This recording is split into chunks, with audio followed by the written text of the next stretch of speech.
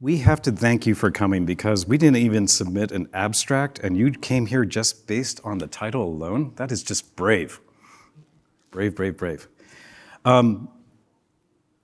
Just for my edification, we already kind of got a good sample of who's in the audience, but if you don't mind, put up your hand if you are development. Cool. Ops. Almost half and half. And what we saw, business and analysts, raise your hand. Cool. All right. One more thing. I mean, that's actually good, right? We pretty much half DevOps and, a handful of management and project and PMO, all that good stuff. How many of you are Nutanix customers? Please raise your hand. One. There's more than that. They just don't know. It's okay, okay. All right.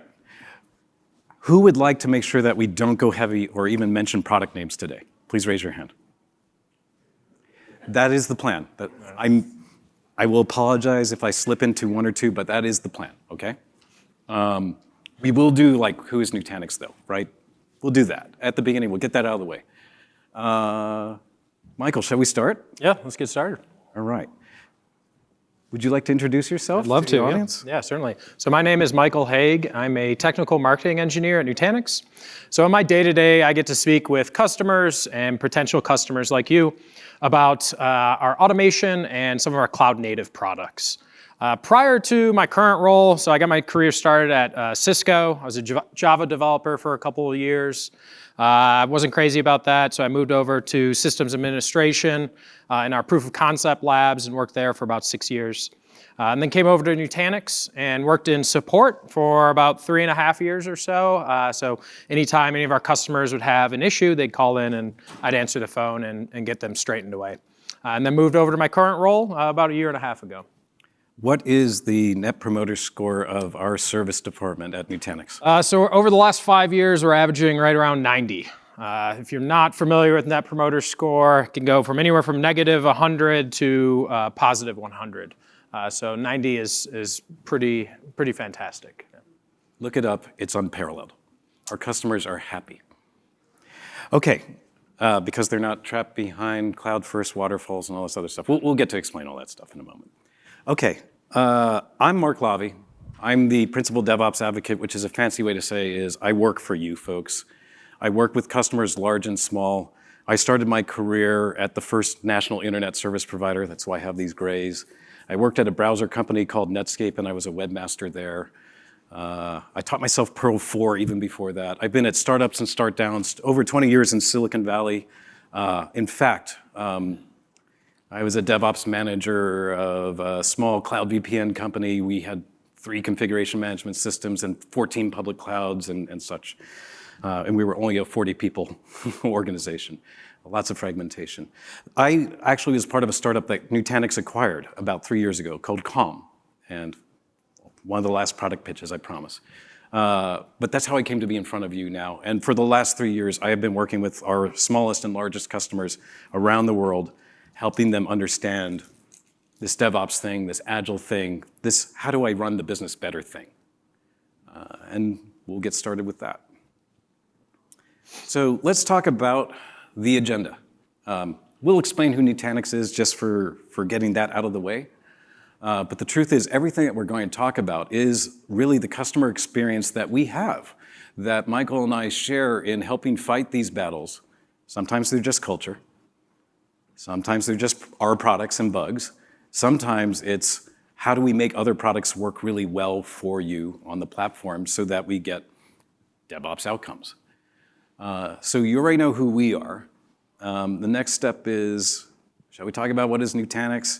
And quite frankly, the goal for us is to help you understand the lessons learned that we have encountered from our customers, right? Our customers make us better, we make them better, and this is the way we pass it on. But does that sound okay? I mean, a lot of people signed up like sponsor workshop, I want hands-on keyboards. Is this an okay agenda? Make sense? All right, good. If not, it's small enough. I want you to ask questions. Do you want them to ask? Yes, please. Raise your hand. Shout out. And we even have microphones in the front if you want to be amplified. But we want to make this as interactive as possible because I'll explain Nutanix in a moment. But because we have this kind of menu of options, right? We're going to talk about whether or not, in fact, we're going to ask the audience, do you want us to define what DevOps is? Because there is no universal definition. And if that's helpful, we can do that. Sometimes that's where I start with my customers. Sometimes we talk about what's the maturity model? Where are you on your journey to Agile, to DevOps? Because it never ends. Never ends. And quite frankly, Nutanix, we'll explain in a moment, is kind of an infrastructure company for the most part. So we talk to our customers about how they go cloud first, how they break out of Waterfall all the time. But the truth is, they ask for things that they actually don't want. We'll explain why lift and shift is a trap. Is anybody already nodding or is like, no, that's what we want. We want cloud first, we need to lift and shift to the cloud. I can't tell you how many customers ask for that. And I'll explain to you why that's, well, we'll help you do that. Of course, the customer's always right, but we'll help them get past that because quite frankly, sometimes they lift and shift back. That's the reality. So this is going to be the menu for things, and the truth is we'll ask you, should we just skip what is DevOps? Should we skip lift and shift, or should we talk about this client mindset, things that Dr. Nicole Forsgren called out in the State of DevOps report and why that's important? We can explain these things. So is this sounding good? Good. All right, well then, let's just go back to, all right, what is Nutanix? Why are we here? How do we actually help make these things happen for our customers? Why are we even important? Why would we come to a show like this? And the answer is Nutanix is a DevOps company. But our CEO doesn't say that enough, and I'm working on that. Okay, so if you're not familiar with Nutanix, you want to do the 30-second elevator pitch? Sure, I can do this. We're going to do dueling elevator pitches. You go first. All right. So I always, whenever I get asked that question, I always have to gauge, how technical the person asking me is. Not very technical, I'd say. We essentially enable our customers to have public cloud-like features in their own private data center. Right. So ability to expand, your data center, your cluster. Add compute, virtualization, storage, any of that kind of piece by piece. So that's the real quick and summary. We have a lot of products that sit on top of that and are enabled by that kind of core platform. Exactly. Here's how I explain Nutanix to my kids, and they go ew. So on three, go ew after this. Nutanix is what happens when Apple and Google have a baby. Ew, right? Yeah. My kids go ew all the time. My wife goes ew as well. But long story short is our co-founders came from the Google File System team. Nutanix is literally commercialized Google data center technology. We're a software company. We offer these things as subscriptions. And what you can see, ultimately... Move this chair for you. Sure. It's getting in your way. Am I talking with my hands? What you can see, we'll just focus this down, is the core product is literally clustering software. We software define data centers and help our customers re-platform out of what we consider legacy three-tier. Typically your Dell boxes, your Cisco routers, your NetApp storage, right? These are three different vendors. Well, we shrink that all down into a Lego brick experience. Now, first thing we do is we drive this software-defined data plane, software-defined scale-out. It's cloud native. It's built with Zookeeper and Cassandra. Dedupe is a map-reduced job on this. You gain the idea. We normalize all of the hardware vendors. And by the way, that includes public clouds. So if you want to run a Nutanix cluster on GCP and on Dell, on-prem and off, that's instantly out-of-the-box hybrid because the control plane spans these things. So Nutanix is a hybrid cloud solution. We drive that storage to underpin hypervisors so our customers bring their workloads as they're comfortable onto the platform. We drive microsegmentation on top of AHV. AHV is our industrial strength wrapper around Linux KVM. Our position is that the hypervisor is a commodity. It's just included with the platform. Customers can and also do run ESX or Hyper-V as well. So whatever you're comfortable with. Right, customers bring their full stacks on top of us. Sometimes we're just storage for them. But as you can see, we go up the stack. We can drive all these kind of additional interfaces onto Acropolis storage so you get more return on investment, database as a service, Kubernetes as a service, backup as a service. But this automation that we have of the control plane doesn't just go to hypervisors, it goes to the public clouds.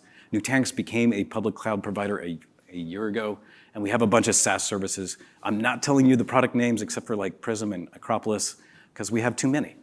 So we won't do anything more. That's Nutanix today. Long story short, we're a platform of value. We help you have multiple vendor strategy built into this with a cloud-native experience. And we will try to tilt you towards the left-hand side to get an all-native experience on Nutanix because we can drive automation for all of this. And that's how we get to, and this is where we'll end up at the end of the day, how we do ephemeral CI/CD pipelines for 17,000 developers at one of our customers. This is how we create DevOps outcomes because the infrastructure is a solved problem. All right, enough of the pitch. Let's begin. Who wants to hear anything about DevOps? Who wants to hear the definition of DevOps and all this other stuff? Unfortunately, that's a vast minority of this room. Should we say majority rules?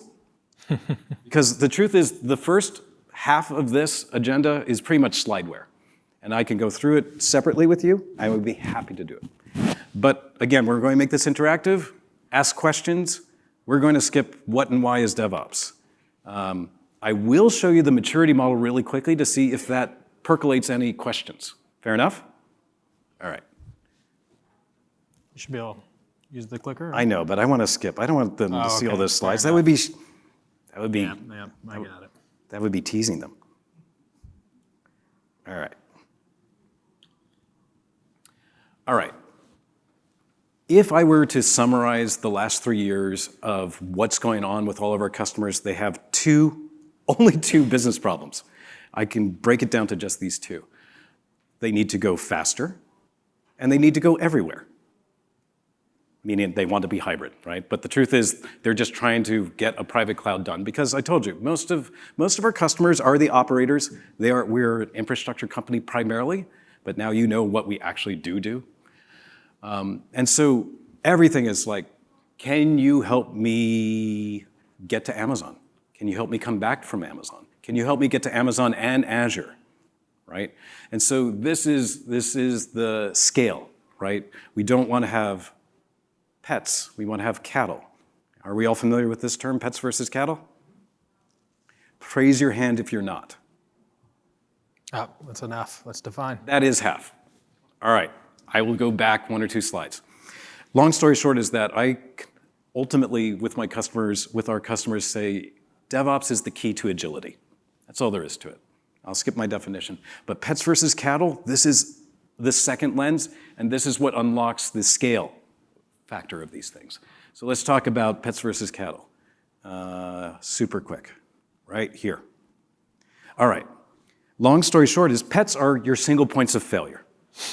And your single points of failure can be people, can be your infrastructure, can be your architecture, can be your operations. It's multidimensional. Any single point of failure is something we need to remove in order to achieve scalability. It's that simple. And for my colleagues in India, we usually say livestock. I apologize for being slightly culturally insensitive, but it is the meme, and it really is. You'll see this everywhere now. I want you to look at the world and look for the pets. The only one person who can do the handoff. Who read the Phoenix Project?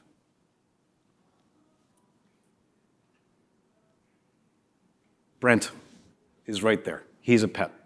He's a single point of failure for getting the database fixed at 4 in. He's the only one who could save the world. Now let's go back and do the definition more succinctly. And how are we doing? Are we doing good on time? Doing well, yeah. Okay.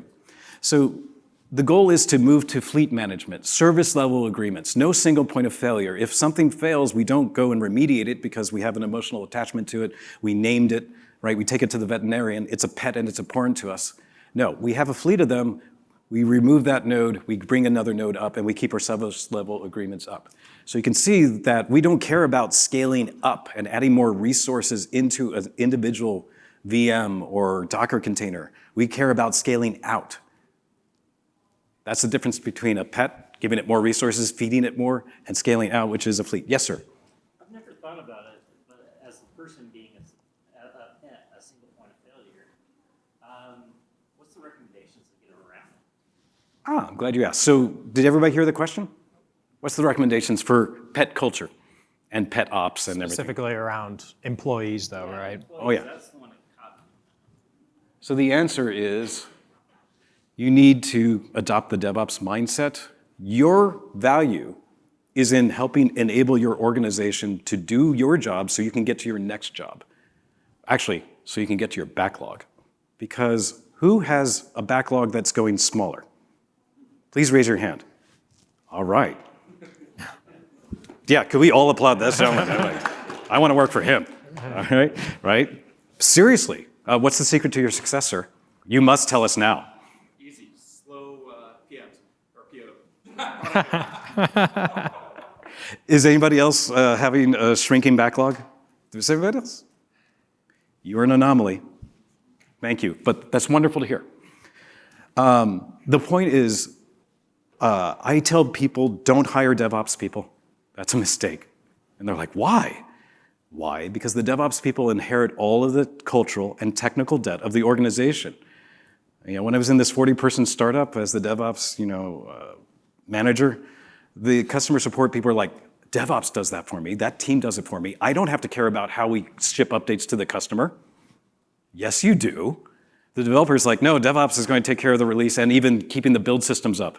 I don't care about the build systems. Yes, you do. So we actually had to rename the DevOps team so that everybody started to understand DevOps is a mindset that we share. We all become DevOps. And if you know my DevOps definition, I'll tell you what that is. But long story short is we all share in the responsibility of delivering value to our customer. All right, you've heard my DevOps definition, right? It's a business mission.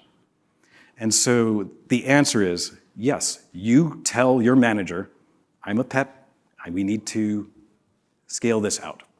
I don't want to be a single point of failure. I want to be able to go on vacation. I want to be able to have a sick day. I want to be able to sleep on the weekend. And I want to not have change controls anymore. Can I get a platform that doesn't make me stay on the weekend? Own it. Own your pet worthiness and become Livestock. All right. Did that help answer the question, sir? Yes, we're actually trying to implement a DevOps mindset where we're at it. So. Good. Cool. Any other questions? All right. Now we got pets versus cattle. Make sense? Good. So look at the world and you'll see pets versus cattle. So let's take this now to the maturity stage.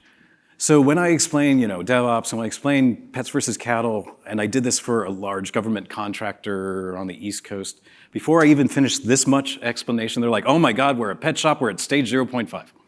Right? They identified where they are on this journey.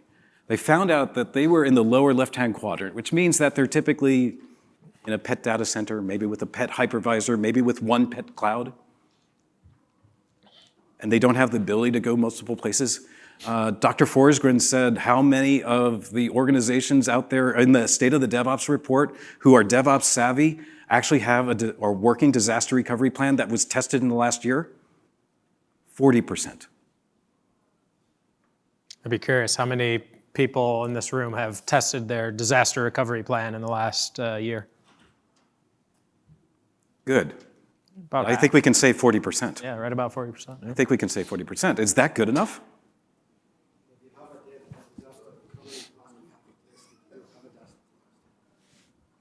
If you haven't tested your disaster recovery plan, you don't have a disaster recovery plan. Absolutely true. So we need to be able to cattle our workloads. We need to be able to go anywhere at any time now, right? So this is how we start to show the journey of this world of ephemeral anything, anywhere, right? That's the upper right-hand quadrant. And people start to see the journey, but they also start to look at their vendors and their platforms and their tools and their culture, and they see that the reason why they're trapped in the lower left-hand quadrant. Does this help? Now, this is too simple. The truth is, we have silos. That's all there is to it, right? So let's move the infrastructure forward, right? I work with the infrastructure team, work with the operations team, I work with the development team, and we talk about the pets in their architecture, right? Then we talk to the operations team and we talk about the pets in their operations, because only one person can do that. There's only one person who can save the business. Wrong. So we help them mature and look at this. And the truth is, most of our customers, they start off in the upper left-hand corner and they start working to get to the lower right-hand corner. And as they progress through these things, the silos start to come down because truthfully, when your operations and culture start to align, Now operations becomes delegatable, and we can start talking about serverless, can't we? Make sense? We can talk a lot more in depth on this, but you start to see the journey. This is what we do for our customers. We just start the conversation. They tell us all the problems. Then we try to find a solution to accelerate something out of it, right? So that's it. All right, let's go back to the menu. Was that good? That's DevOps maturity. There's the menu. So on to lift and shift. Is this something of, let's talk about cloud first and lift and shift. Is this something of interest? Please raise your hand if it is. Right, it's part of the title, right? That's why you're here. Thank you. But I wanted to confirm that because everybody's like, no, Mark, I got it under control. So do you want to take this on a little bit? Do you want to talk a little bit about how people approach cloud first and cloud smart? Well, let's do a little conversation. How about that? Yeah, all right, let's pull up the chairs.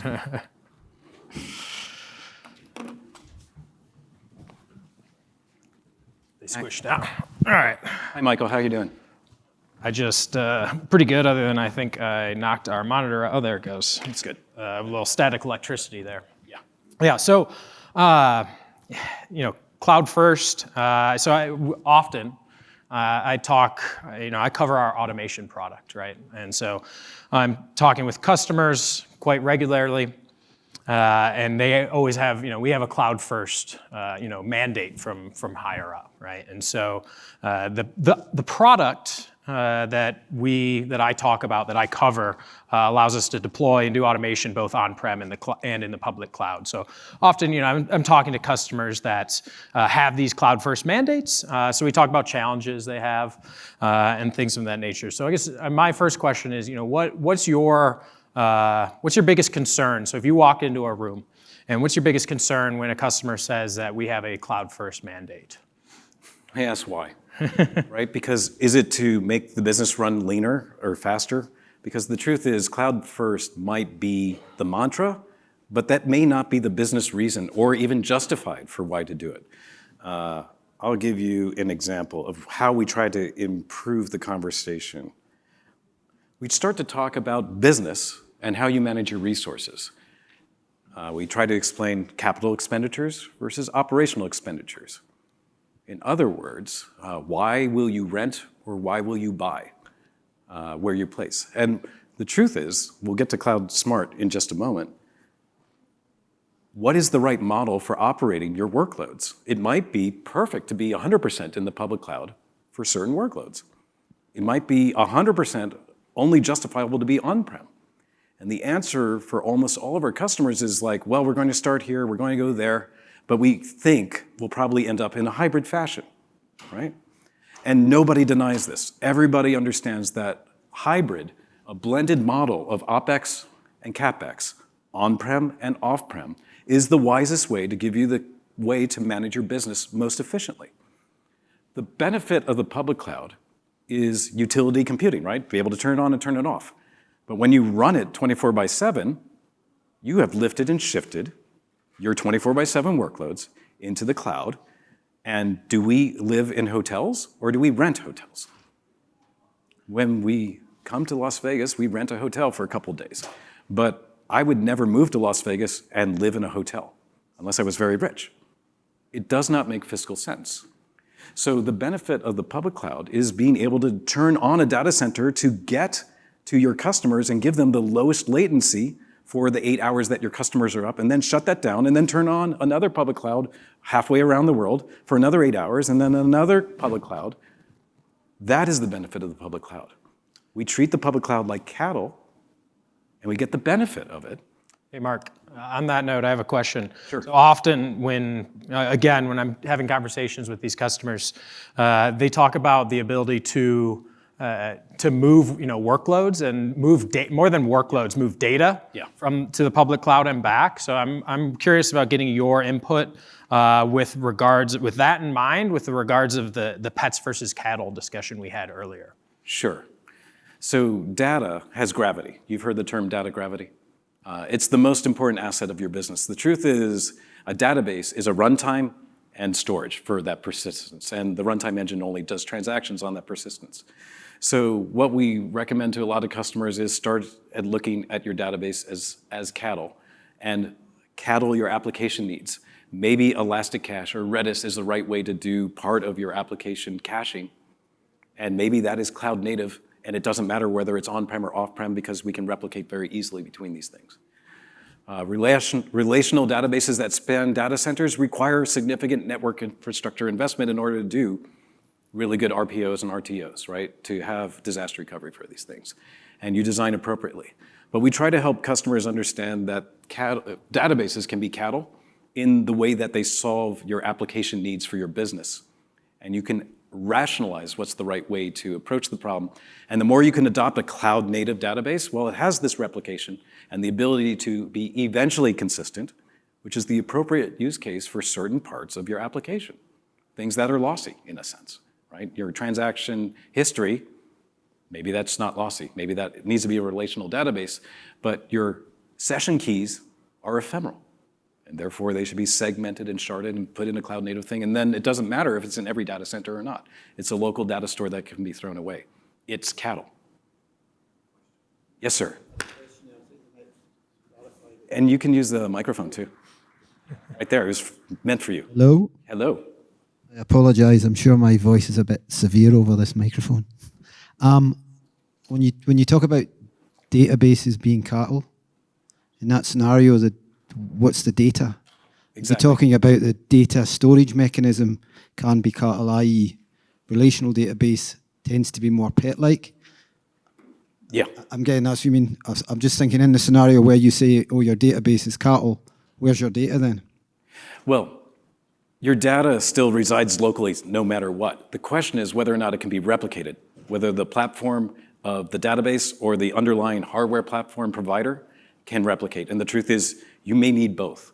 In fact, you might want both. In fact, you should have both so that you have all options on the table as you change things around. So it's not an easy, huh? No worries. It's okay. Yeah. So there is no simple answer there. You know, database persistence across multiple data centers is a hard problem. But you need to search for the solution that supports this scenario so that you can cattle your database. Let's say that is a requirement now for your working vision for how to run your business from this point onwards, then we've done the right thing here for you. Any other questions on that topic? Did I answer your question? Yeah, you did. I think it kind of goes back to, I might be jumping ahead, so I'll hold up for one moment. No, whatever. All right.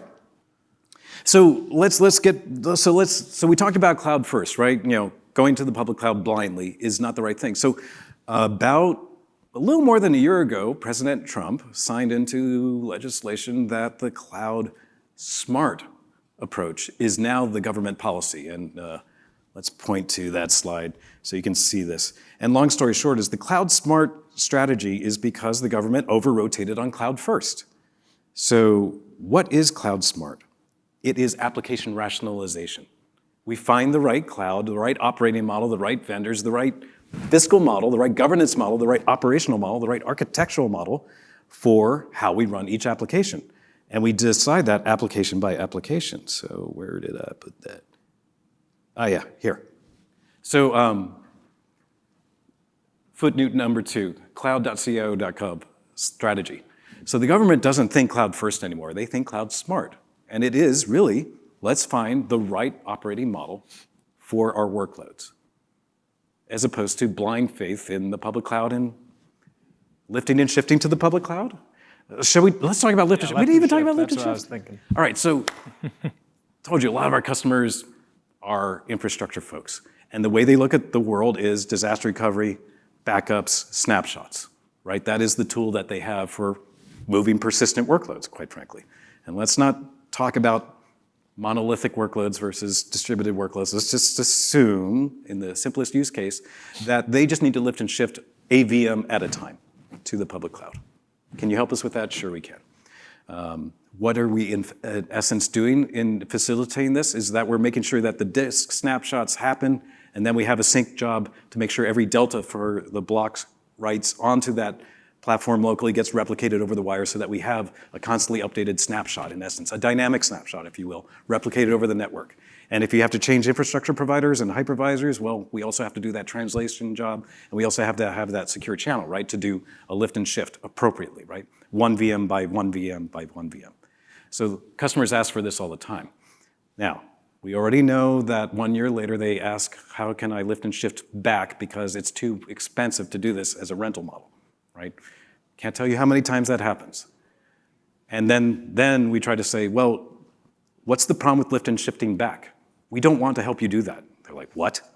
You don't want us to come back on-prem? Yes, we want to come back on-prem, but let's do it the right way. The problem with lift and shift is that all we did was kick down our technical debt down the road. We didn't solve the problem of how do we cattle our databases and our persistence. We didn't solve how we cattle our business and our operations and our architecture and our infrastructure. We didn't DevOps this problem. And what that means is that we have eschewed automation, we have eschewed synthesizing workloads, we have eschewed having the ability to spin up a workload anywhere at any time now, and then globally load balancing and globally replicating appropriately. This is not a mystery, right? Everybody's like, you're right. But how do I do that? And that's where we get into all the real actual customer discussions, and then we talk about our products and all this other stuff. But when we finally can agree on what the end result is, hybrid, and when we can agree upon what the way is to do it for operations and governments and all this other stuff, cattle, then now the discussion's not about alignment of culture, it's not about how do we do the operational model, it is how do we start on this, because it's not going to be an overnight big bang project. No. It's experiments, and how can we accelerate even the experiments? And that's what we help do a lot. So what would you recommend if say I was a customer that, regardless of the cloud, maybe on-prem, maybe just any cloud, and I'm looking to implement from a technical perspective more DevOps methodologies. I have my my large monolithic application. How do I break that up? Like, it seems like such a monumental task to get started, right? So what's a recommendation just kind of for that first step? Oh, you put in a container and magically you run it on Kubernetes and you're done. Which, again, you think customers ask me for that all the time? And then I ask, why? Right? No, the answer is that we have to talk to the development team. We have to talk to the test team. We have to talk about what is the application architecture and what would it take to synthesize this. Do you have push-button deployments of dev test workloads? If so, then all right, let's talk about refactoring it bit by bit. Do you have the source code? Do you have those developers? If not, that's the problem to solve, and that's got nothing to do with infrastructure, right? It's about operational, our business consistency, right? Do you have the source code? Can you maintain the source code? Can you build the source code? So we can help solve those first principles first and foremost. And so it's really then, it's educating the developers on how do we do distributed applications? What is a container? What is Kubernetes? How do we do persistent storage with Kubernetes, right? How do we start to solve the hard problems instead of just lifting and shifting into containers? Do you see this problem happens over and over again? So I'm giving you the lenses with which to deconstruct the world and solve problems very simply. It's not complex. We make things too complex all the time. Now, reversing that complexity is incredibly hard. Don't get me wrong. But it is the only thing we should be doing, because anything else is a waste of effort. Because you will just lift and shift back once you fail there. Or lift and shift back once you have risked the business by being fiscally irresponsible. And it's hard when I tell customers that, because I don't tell customers that right off the bat. I say it in a much nicer way, but I'm telling you what we eventually get to when we have honest conversations about how to run business effectively. Cool, thanks. All right. Should we go back to the menu? I think so. How are we doing? Any questions?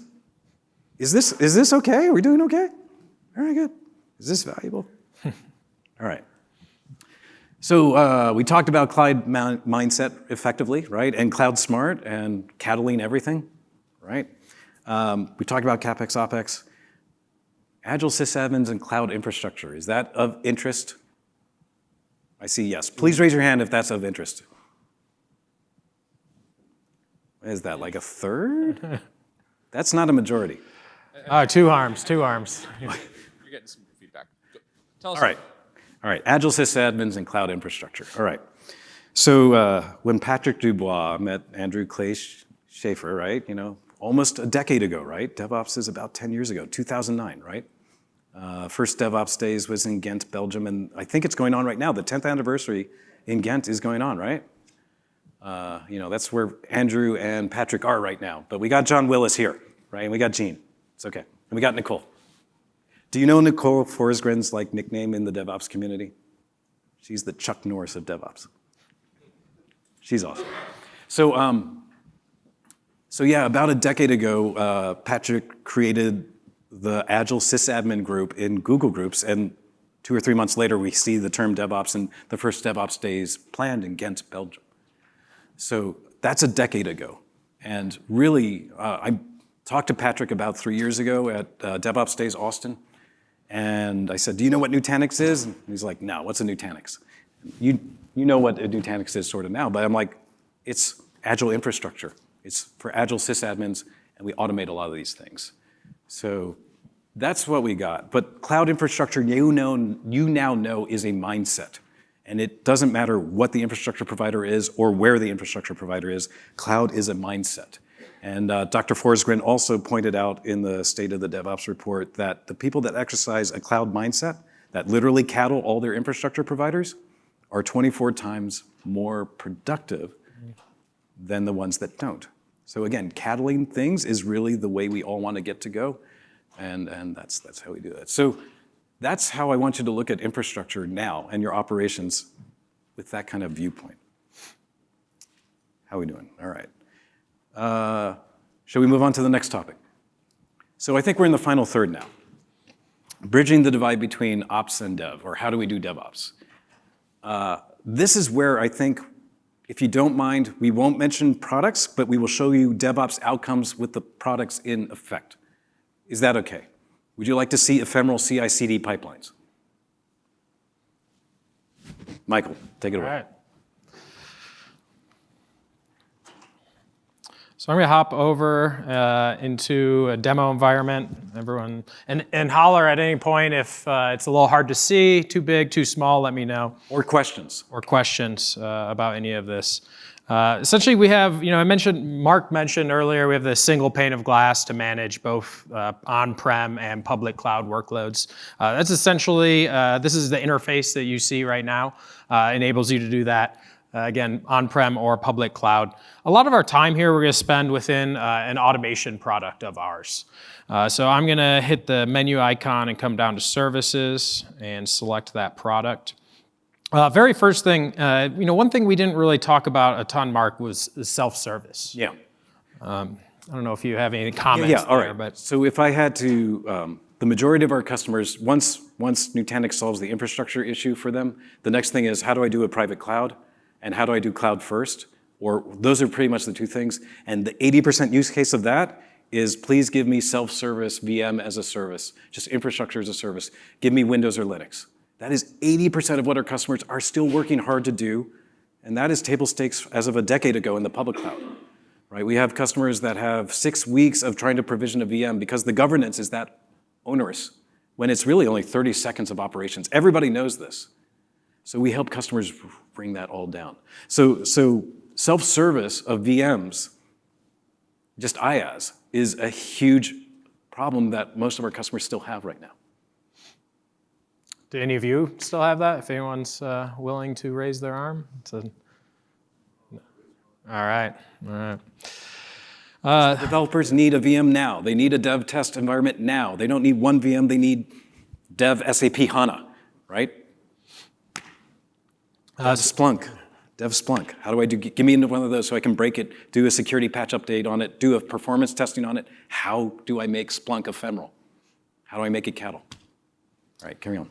So this particular management plane we have, you can enable your end users to log in directly. We also have plugins with things like ServiceNow. So if you're already a ServiceNow customer, you can just have hooks in that way.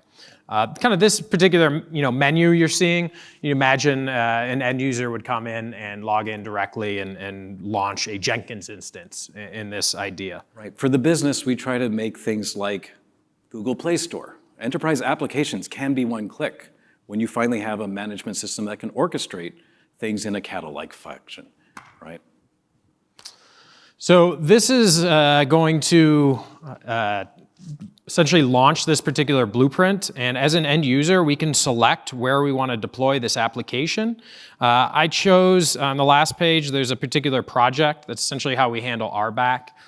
So if I, for instance, am going to choose this demo project, and hit launch. Depending on which public clouds or which on-prem environments you've initiated, you can come in and the end user will then select that particular environment. So we see on this particular project, I have AWS and Nutanix enabled.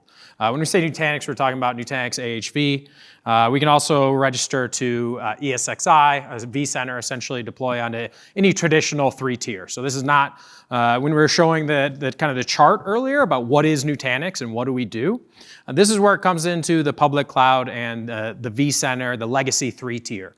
So we have a lot of really successful customers that are slowly, growing their Nutanix footprint, but they still have maybe 90% of their environment on that 3-tier traditional architecture. Yeah, remember the 17,000 developers that we're working with right now? We're giving them push-button Jenkins and Git and a developer workstation and their Garrett and all this other stuff.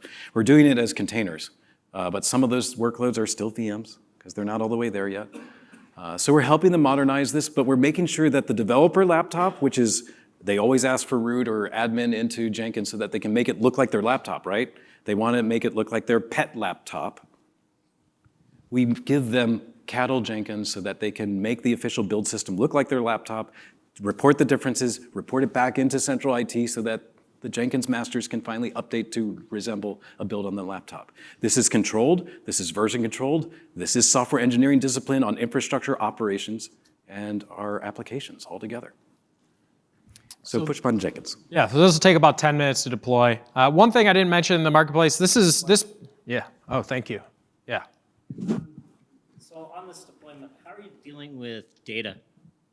Yep. Yeah. Backend data. Yeah. Question. In particular with Jenkins or in any of these blueprints or? So in previous incarnation, I actually got it set up where it'd take last night's backup, restore it, and that's a no-no. No, we talked about that. You're lifting and shifting into your next pet, you're preserving your pet backups into your next cattle instance in a sense, right? Pretty much. How are you dealing with that? So I'm a developer, I need some data, but I shouldn't have production data.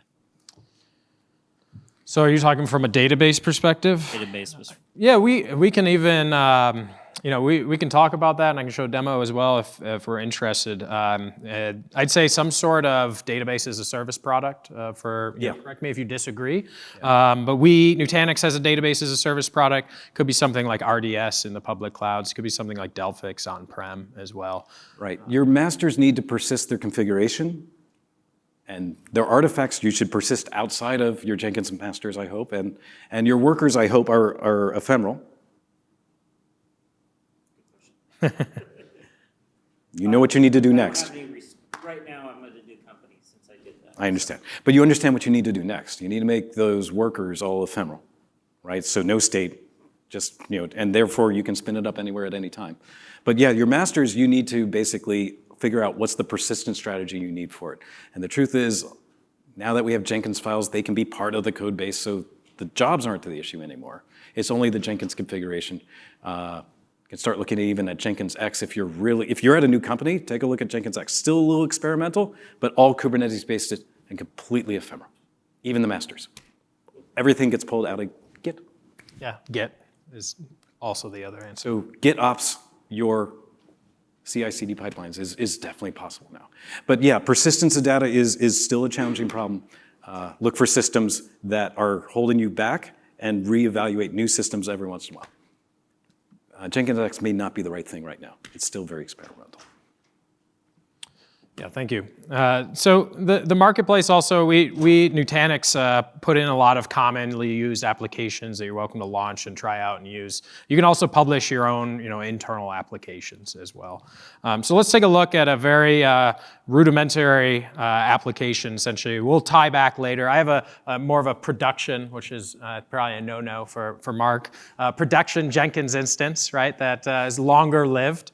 That is already stood up, just so we don't have to wait about the 10 minutes. Yeah. So let's check out that blueprint. So Yeah, when you have ephemeral masters, you start to figuring out when containers are the right optimization, right, for ephemeral operations, right? This is a journey. It takes time, but carry on. So you can imagine, this is a blueprint, right? So it is, you can think of it as a blueprint to your application, similar to blueprints of your houses. This is how this application is defined. Everything from the various services of that application to how that application is stood up. So I think in one part, Mark was talking earlier, kind of step one is mapping out your current application. And so that's what this is doing. On the back end, we're deploying a Postgres database with our database as a service product via API calls. We have our web servers in the middle, and then nothing complex, just an HA proxy VM, essentially round robining between these. Right.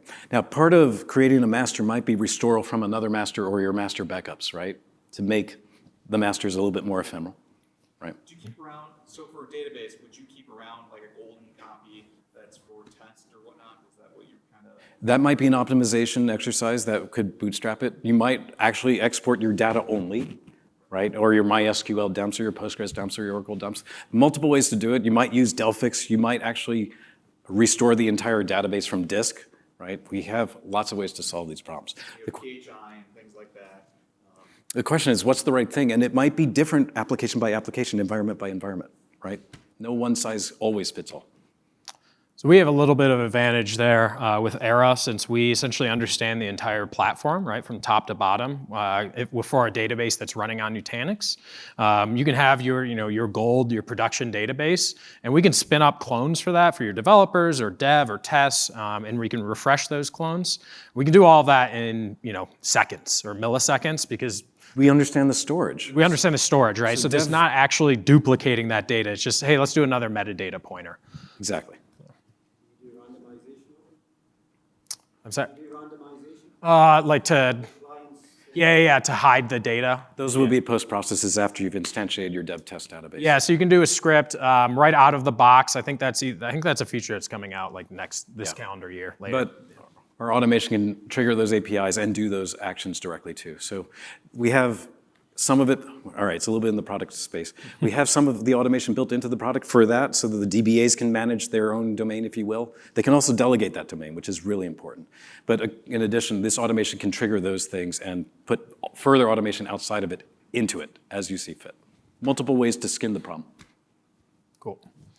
So now that we've essentially mapped out our application, we can go and launch this app, a dozen different times, and we have a dozen different applications running. We can set up various runtime variables. We can have drop downs as well. But once we have this running app, I'm not actually going to launch it here. I will go to my traditional application. I told you our control plane is web-based. We are exercising all of the RESTful APIs of the platform. If you don't like the way we do it, or you want to do it a different way, or you want to put Jenkins in front of this, or you want to put ServiceNow in front of this, or you want to put your own APIs or self-service portal in front of this, please be my guest. So now we have an application that's running that we can manage. We can go to the audit page. We can see I've triggered this update app action. So I'll show what that is in a moment, but that's essentially how we're going to create a CI/CD pipeline, right? And so this is going to be talking to Jenkins, and Jenkins will just be calling this update app. We can trigger it manually. If we go to the manage here, we can see this update app. If we zoom in, it's nothing super complex. We're essentially taking a web server out. We're going to be updating one of the web servers, putting it back in HA proxy, and then repeating the process on the second. Right. We try to make the operations visible so that you can even talk about how to better parallelize things, where the right dependencies are, and you can further optimize your operations because it's finally visual and delegatable, and your DBAs and your firewall folks and your storage admins will start arguing about how to do things better when it's all finally on one page. So let's take a look at this actual application. So this is my very fancy app. I don't think there's any worry about me leaving to be a web developer for my boss. But we can see here, if we refresh the page, it's toggling up here between Web Server 1 and Web Server 2. .135 and oh no, that's the load balancer. That's the So time. WB1, WB2. Yeah. WB1, WB2. So nothing complex here, just going back and forth between those. Yeah. So let's go ahead and make a change. Oops, get that at the top of the buffer. And actually first, we can do git status, see that I'm clean. We can do app.py, and I'm gonna change my message, right? So if you didn't notice, oh, excuse me, I am. Well, you can change it back. It's Hello Yeah. DevOps Enterprise Summit. Is that what the version is right now? No, I'm on Hello World, so let's see what happened here. Am I in the right? Oh, you were one behind in your Git commit. I was one behind in my git commit. I think that's what I saw. Ah.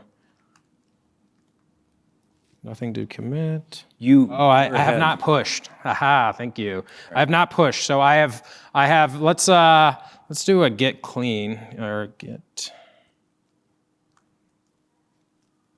It's real. Yep. We're tempting the demo gods. Yep. All right, so we're just gonna go ahead and do, we can see we have my one commit here, so we're just gonna go ahead and push. Essentially what I have done here, if we do the vim app.py. Yeah, you can push hello, change it, yeah, change it back to hello. So I have hello world here, and we saw back here I have hello DevOps Enterprise Summit. Yeah. So we made that change, and essentially I was testing out earlier, and I forgot to Ship the fix, ship the fix. git Ship push. Ship it now. So we will go ahead and hop over into I'll open up our Jenkins server as well, and we can see that get triggered.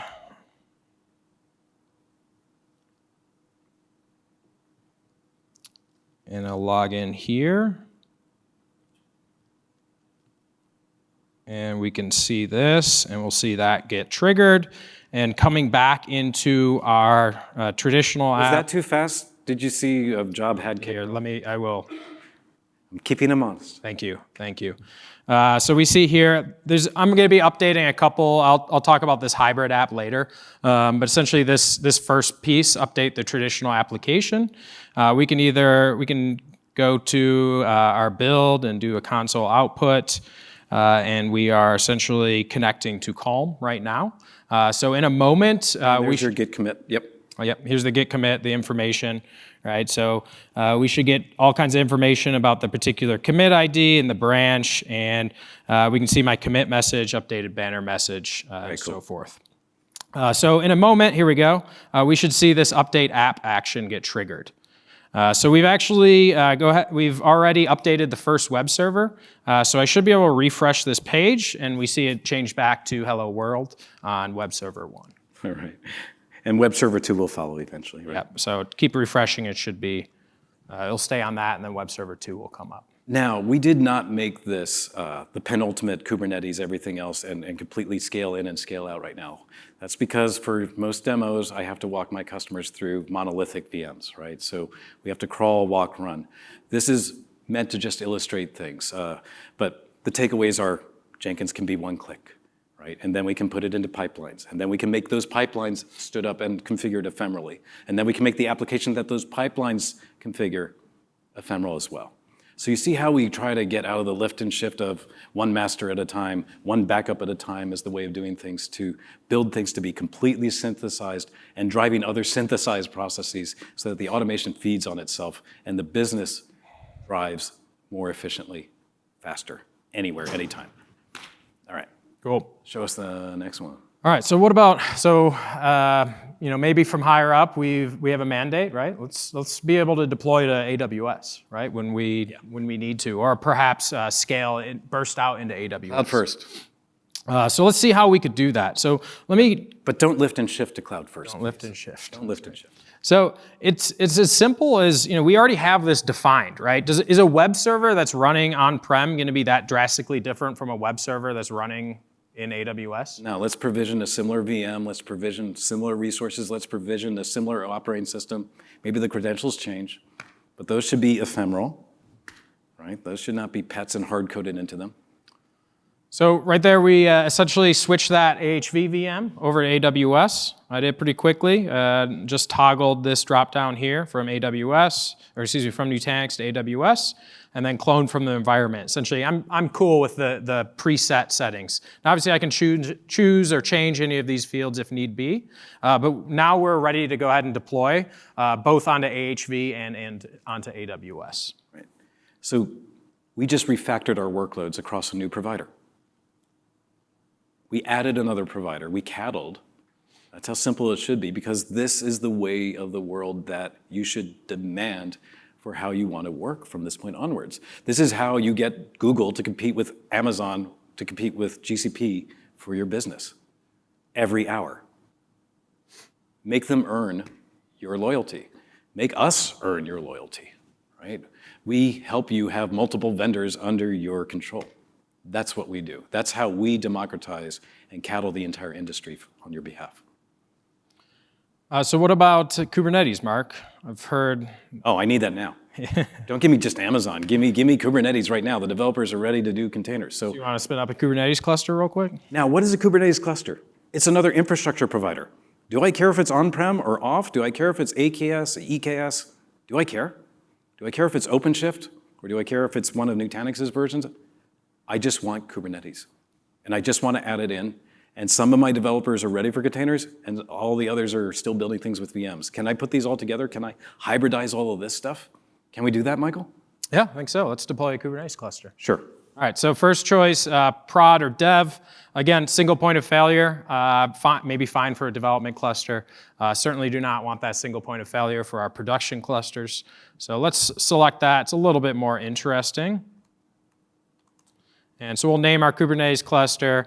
We can specify the various versions, the particular, the actual physical cluster it's getting deployed onto could be running again in AWS with our AOS on AWS and our host OS. So we'll leave that. And then this is the essentially where we define all of our worker resources or master resources. So you can override the defaults, but the truth is, next. One thing I do want to show, we can put it behind an external load balancer, doing from 2 to 5 masters. But yeah, for most demos, leave it. Again, you can override any of these, but we'll just hit next. We're going to handle all the networking for you. Today we support Flannel. Again, I can just leave those as defaults. And then finally, we handle the persistent storage for you. Again, it goes back to, since we have the whole stack, we push out a CSI provider. So even if you don't use this particular product of ours, you can install the CSI provider on any Kubernetes cluster. Right. We help people make OpenShift that much easier for storage and upgrades. We're disruptive in any level of the stack as you need us. And assuming I did not fat finger that password, in a moment it should, it's doing some pre-checks right now, including password check. I'll go ahead and start the cluster provisioning process. There we go. So it takes about 10 minutes. But the truth is, this is how we can make Kubernetes cattle. Developers can mess up Kubernetes and learn. That's a good thing. Rip up Kubernetes, rip down Kubernetes as you need, ad infinitum. And then, we're working on all the APIs for all this stuff and stuff. But then our automation can also schedule workloads on VMs and on containers together so that you can go hybrid. And again, we don't care what the endpoint is, who the infrastructure provider is. Just give us plain vanilla Kubernetes, and we have drivers to all the hypervisors and public clouds. Could be GKE. Yeah. So this is this exact same application, right? So we saw that I switched it over to AWS. Just to save time, I pulled up essentially a clone blueprint, and now we're actually deploying it onto a Kubernetes cluster as well. So again, that HA proxy should be round robining between all three of these essentially providers. I want to see it. Show me the app. All right, so we'll go to the hybrid app. And we'll seven entities running, 4 VMs, 3 pods. And here we go. So we have hello world. If I'm refreshing now, we see it's on web server 1 that's running on AHV. Now we see we got routed to one of the Carbon containers. So earlier, Carbon's our Kubernetes distro. sorry, thank you, I slipped. Right. A Kubernetes, no, I appreciate it. Keep me honest. So we saw here, we're actually building the Docker container directly within Jenkins. Right, so we upgraded both our traditional app and our hybrid app through a single pipeline. So you may not want to optimize things this way, but when you look at your build process as also deploying cattle to multiple infrastructure providers, then this is just a packaging exercise and distribution exercise, right? All right. And then finally, we round robined onto our AWS EC2 instance. All right, cool. So 3 infrastructure providers. Shouldn't be hard. Hybrid. All right. And there was the update app that we just saw right there. Cool. All right. All right.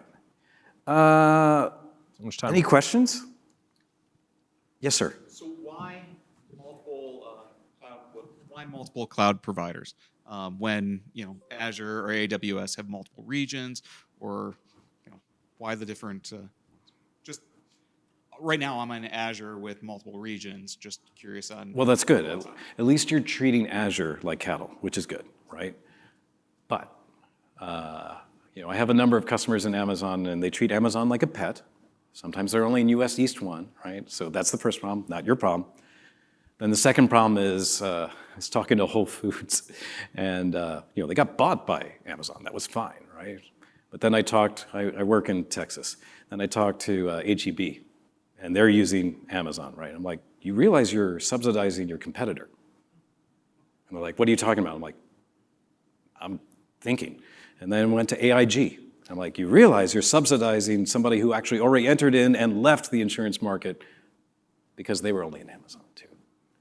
So long story short is that you need business agility. You need to be able to deploy anywhere as a strategic and competitive advantage. Optimize for Azure, but remember Azure should be competing, not locking you in. And this is what we do for our customers over and over again because they need that business agility. Optimize for what you need to do. Treat Azure like a pet to get started, right? If that's what you need to do cloud first and you need to go Azure, yes, Mr. or Mrs. Customer, you're right. I'm going to help you do that. But because I'm going to help you synthesize instead of lift and shift to it, you already can now refactor to everybody else. So that's the strategic advantage we confer to our customers when we finally help them see the end result of this with very simple principles applied consistently, relentlessly, intellectually properly. But do what you need to do. We're not here to preach. We're here to help. Contract with Azure. So. Oh, yeah. And ask yourself why you have that contract. Because I'm a big company. Yeah. All right. So should we talk about infrastructure as code? Yes. Let's get even more advanced. So now you understand what we try to do, how we look at applications and infrastructure together, how we try to cattle it in every way, how we even try to cattle the operations through CI/CD pipelines, and even make those things ephemeral. Please show me the next generation of all of this. All right, cool. And real quick, we see my Jenkins demo that we launched earlier. It is now running, and we could, if we need to, access it. So just to prove. We first have to unlock Jenkins, so fully. Oh, so that was the one you. That was the Jenkins. That was the one you just kind of sort of one-clicked. Yeah, one-click deployed Jenkins. Thank you. But yeah, let's check out the Calm DSL. So how's the font here? Calm's the automation product. Sorry, DSL, Yes. domain-specific language. And what is that domain-specific language? Is it JSON? Is it YAML? These are typical infrastructure as code formats. They are data formats. They are not code. How do you do iteration in YAML? Well, you use a special runtime engine to figure out how to hack in iteration. So wouldn't it be nice if we actually used real code, Python, to do infrastructure as code? That means we could CI/CD or CI/CD. So we also see, real quick, before I show the Python blueprint, we see that essentially I'm just getting a list of all of these applications. If I come into the UI. So Mark mentioned earlier, everything is doable via APIs. That's where all we're doing here is the API piece. So call them get apps again and making an API call in and getting a list. So let's take a look at our actual application. So this is our hybrid blueprint, right? So again, just to refresh your memory, it was this particular blueprint here. So we have that Era backend database, different infrastructure providers for our web server, and then an HA proxy. So this is our Python definition of our application. First and foremost, this is a technical preview. This is not sold yet. So you can't buy it. But look towards the end of the year, if all goes well. Caveat, caveat, caveat. I'm not hyping the stock. Don't make any purchasing decisions based upon what you see here. Everything else you've seen is a shipping product. This is coming in the future. Thank you for clarifying. So essentially, this is the definition of our blueprint, right? So again, Mark mentioned that it's Python, it's actual code. If I know we were about probably a third developers. So those of you that aren't developers, I think this is really powerful. As a previous developer in a previous life, this is huge. I can't stand YAML. I will often, can't remember if the dash, gets indented or when it doesn't get indented, or JSON's even worse, right? Because you're trying to figure out commas.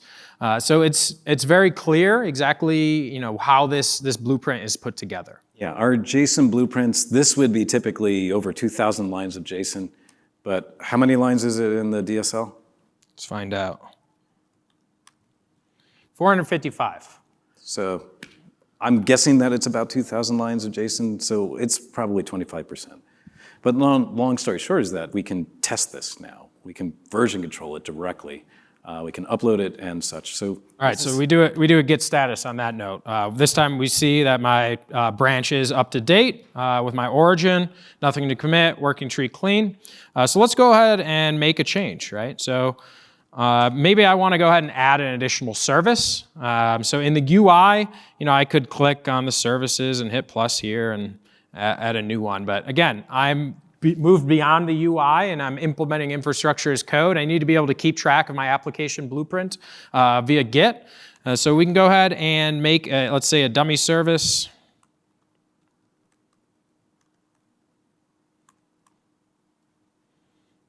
And we'll just write and quit from there. And now when we go and do a git status, we see that it's been modified. We can do a git commit.